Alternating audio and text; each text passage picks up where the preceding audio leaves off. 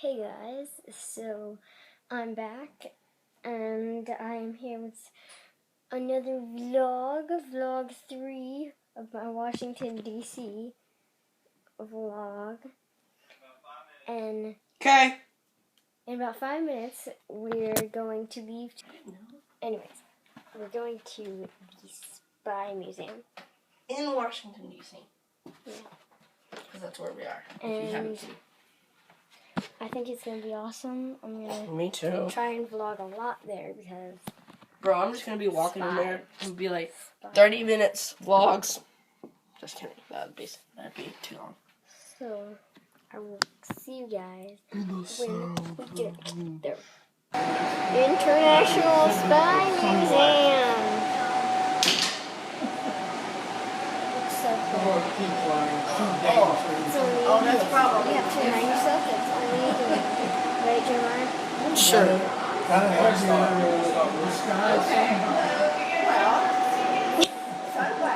What? You will quit. What's up, guys? It's KJ in here. I'm back with another vlog. You can hear me? In our briefing room, and please watch your step. Remember, we'll be watching you. Hello everyone, welcome to Covers and Legends. Come on in.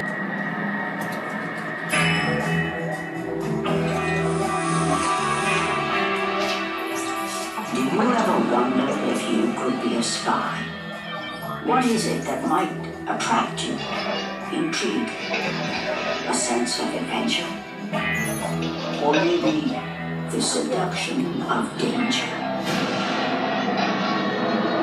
To become a spy requires a commitment to secrecy, a life hidden in the shadows. Now ask yourself, why would you be willing to do that? If it's greed that compels you, you're not alone. A burning desire for money motivates many spies. Aldrich aims at his wife Maria's killer enemy spies. Ego plays a large role. Some agents derive an immense satisfaction from deceiving everyone around them. Still others become spies because they have been caught in a compromised situation and are ripe for blackmail. For many, however, it is a genuine sense of patriotism or an ideological persuasion that draws them to become undercover agents. Driving all this is a thirst for knowledge and power. The gathering of information, called intelligence, is the lifeblood of all nations. What you try to do is acquire, steal, collect another nation's secrets or options that give you an advantage.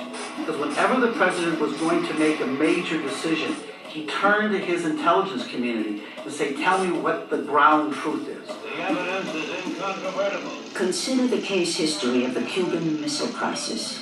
Intelligence from U-2 spy planes gave President John F. Kennedy crucial time. 144 hours, 6 days to plan and announce to the world a response that was powerful and yet measured. A blockade instead of an airstrike.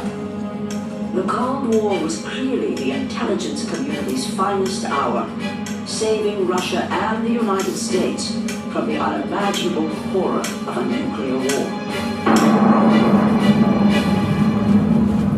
But spying works both ways.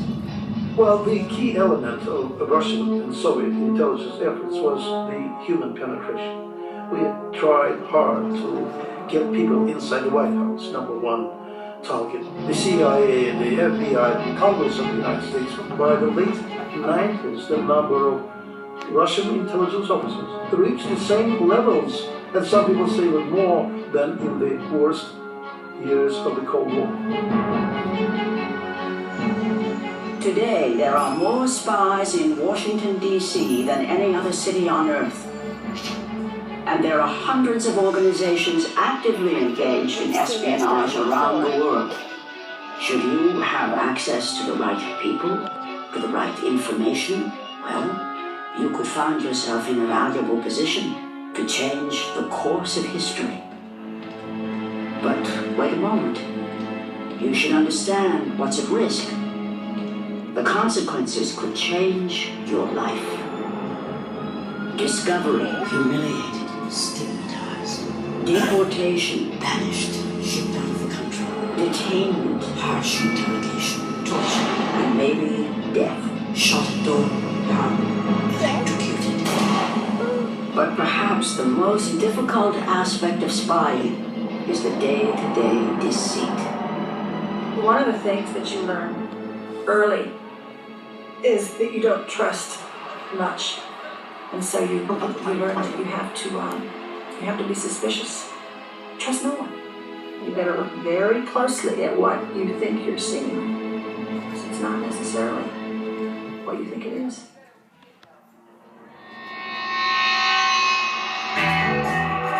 So, do you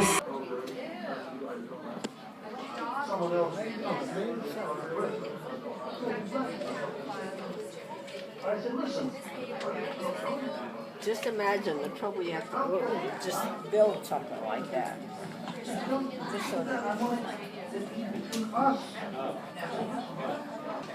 When I was in charge of American affairs in Moscow, I knew there was an FBI source in New York at the time. And I took this file, and I find documents in that file reporting on my counsel that she had a phone and the others. And they give precise description how they were frustrated by my abrupt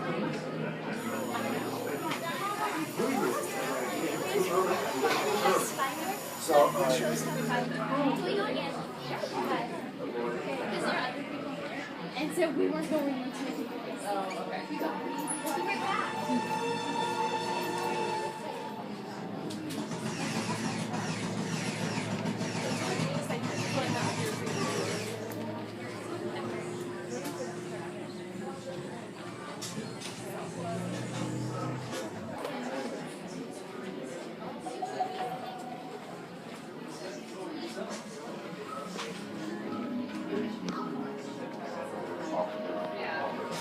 It was in October of 2000 when the FBI received information which convinced them that my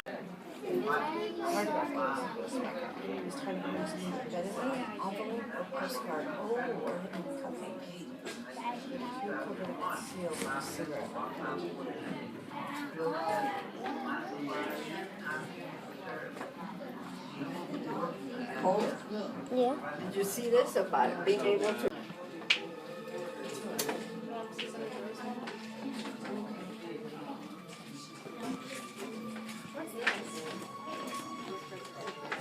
Oh, Dr.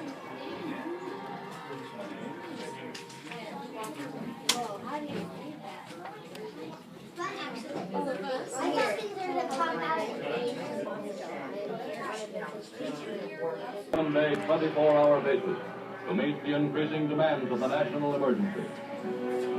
Upon the FBI, by presidential order, has been placed the full responsibility of coordinating and directing all investigations of fifth column activities, espionage, sabotage, and subversion.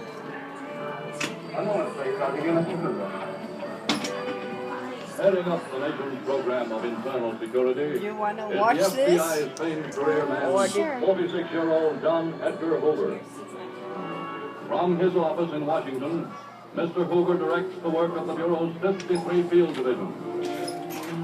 Taxed to capacity are the famed FBI crime detection laboratories, built up by Director Hoover in his long campaign to make law enforcement a science and a profession. The techniques and equipment once used to trap kidnappers and extortionists are now detecting sabotage and espionage. You want to sit down? Group of allied nations. Codename Manhattan Project. Goal: create the A-bomb for the U.S. and Britain before the Germans built one. Fire: Los Alamos bomb tower. Part of the North South Atomic Research Project. Codename Enormous. Goal: keep its secret. Even the American Vice President didn't know about it. Suspicions: key scientists. Did you get to see this last time you were here? You know? Or I can get buckets over here. This is where they practice? Yep. Practice. Makes perfect. Talk about practice. Talk about game. So yeah, anytime you see it.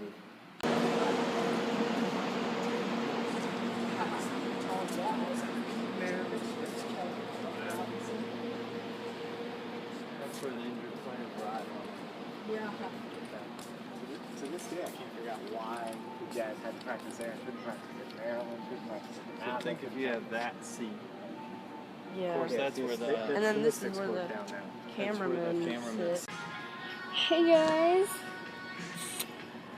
I am at this level. I would only be able to go 3 more levels higher, but that'd be too much effort, and I don't even know how to get up there. But this is as high as I can get, and it looks so incredibly awesome. And I'm gonna go down there. So, yeah. And I just wanted to explain what was happening.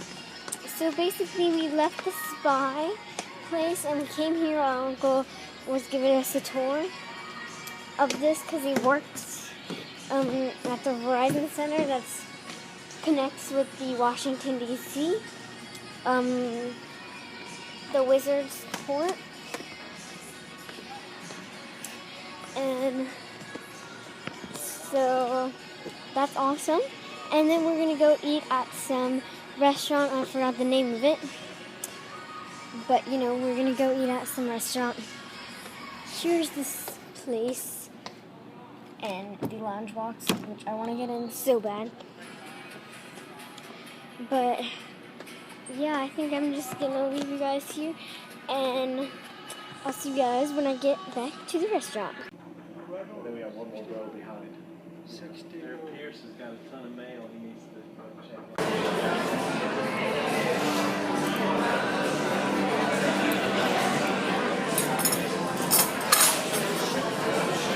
This bike can be? Yeah, you should be surprised what kind of size.